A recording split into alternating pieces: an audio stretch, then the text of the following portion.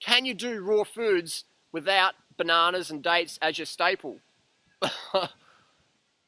I don't know what else you're going to eat. Maybe you could get mangoes, but mangoes are seasonal. Dates and bananas you get all year round. People might go, Harley, you can be a raw foodist without dates and bananas. I just eat sprouts and wheatgrass. And it's like, I'm talking about thriving raw foodists. I'm not talking about like I don't do sport because like I just don't have the energy and I'm spiritual. I'm not talking about that raw food. I'm talking about the raw food who's actually making a change in their planet, who's doing life with passion, who's doing life with noble causes, who's living their purpose, has a purpose-driven life, who's can share that happiness with other people, inspire other people. I'm talking about that sort of raw food. It's not the, oh my God, I'm like fucked up, man. I need my sprouts, kundalini's fucked me over. You know, I'm not talking about that. I'm talking about fit, thriving, healthy, loving life, raw foodists. Can you do it without bananas and dates? I don't think you can. You know what I mean? Unless you live on a jackfruit farm or you got mangoes all year round somewhere. You know what I mean? To try and avoid bananas and dates for whatever reasons people do. Some people say they make you fat, too many calories, which is like great. So you starve yourself all the way back to the nasty stuff. Two, they say it's too much sugar, which again is a limited belief, makes people starve themselves all the way back to the nasty stuff. Or three, they're seedless hybrids and you shouldn't eat them.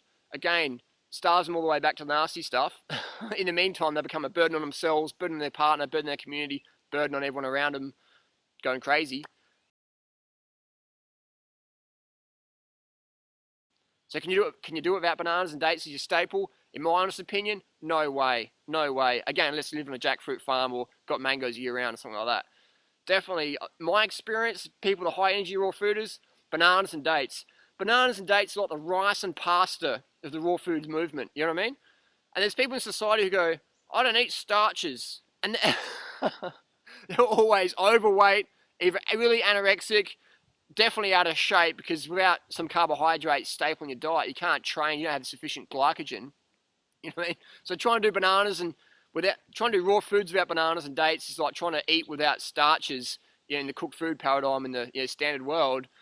You know what I mean? So you see, the fittest, healthiest people in society are eating starch-based diets. The fittest, healthiest people in the raw food scene are eating bananas and date-based diets. You know what I mean? It's carbohydrate, high carb, low fat. Regardless of what you eat, even if you're eating Big Macs or whatever, high carb, low fat is going to work a lot better than low carb, high fat. I hope that makes sense. Rewind it if it doesn't. It's pretty simple stuff. So a lot of people say, I don't like bananas. And it's like, you obviously don't like bananas because you wouldn't be in the situation you're in now if you did like bananas. Because if you like bananas, you wouldn't want to eat all the other crap that's making you feel sick, look shit, feel fat, whatever, perform like you're fat. Learn to like bananas. I didn't like sport initially because I was always dehydrated, undercarb, underslept. So sport for me was like, you know, freaking out. I love sport now. You know, sport is like what I live for. You know, riding my bike, going for a jog, bit of kickboxing, having fun with my mates, fun with myself, whatever, fun in nature. I live for that, you know, moving the body. I mean, human movement's a gift, you know, the gift of movement is so, anyone can experience that, you know what I mean? And people say, I don't like dates. Like, someone said, I read a book somewhere that said, don't eat too much dates. Don't eat them if they're dried. It might be a bit heavy on your system, especially if you're dehydrated. What you'll find is people who say, don't eat dates. Also, there's people who say, don't drink water. So what you can do is start drinking water, start eating dates, and or start making Datorade. What the fuck is Datorade? Dates, get rid of the Gatorade, get rid of the Powerade, get the dates, get the water, put them in, blend them up. That's your Datorade. Get 2 pounds of dates or a kilo of dates with half a gallon or 2 quarts of water or 2 litres of water. Blend them up, put it in a big glass bottle, take it to work with you, boom, boom. 3,000 calorie breakfast or lunch, sorted. Easy.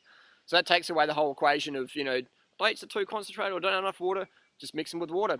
Easy. You bring them back to their fresh state. Sweet. So dates are great because you can almost get them anywhere in the world. You know what I mean? If I couldn't have dates and bananas, there's no way I'd be a raw foodist. I mean, I'd be some like dude that would just sit around, you know, no fitness, no drive, no passion, no audience, just going, hey, um, oh, I'm gonna eat some grass today. Chlorophyll-rich nutrients helps you balance your body because chlorophyll is like, it's like hemoglobin, isn't it? I mean, it's like boring. Keep your life sweet and juicy. Be like a chimp, act like a monkey, be a crazy bonobo. Eat bananas and dates, man, because that is your fuel. That's the rice and pasta of the raw foods lifestyle. So another great thing to do with the power of the internet is go through forums and look up people who are dissing or saying no to bananas and dates, and give an email a year later, or look for someone who's a year ago who's saying that, and ask them today, what are you doing? What's your beliefs? How are you feeling? Are you getting results? Are you meeting your goals? Ask them. Well, I've done that before, and I'll find people who are saying no bananas and dates, are back eating the nasty stuff and dealing with that. They're not having the vibrancy and energy that they were promised on a raw food lifestyle.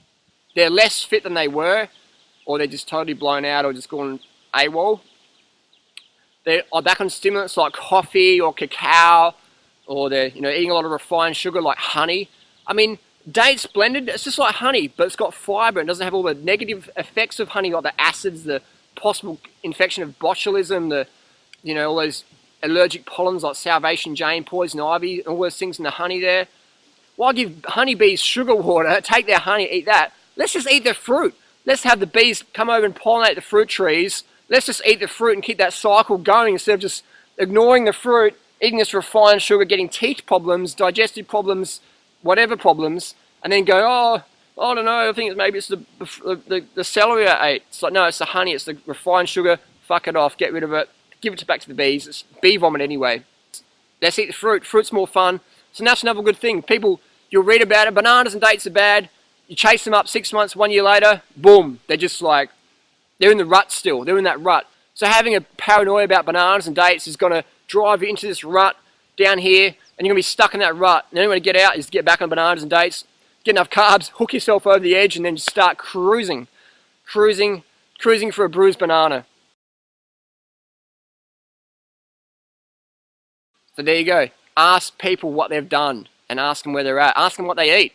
A lot of people who aren't eating bananas and dates, they're getting a carbohydrate codes from elsewhere, honey or rice, pasta, and that's fine. Doesn't make them bad people, but it's very good to ask people, so what else are you doing? You know what I mean? How are you meeting your carbohydrate requirements? What else do you eat? How are you going? How do you feel? How's your performance?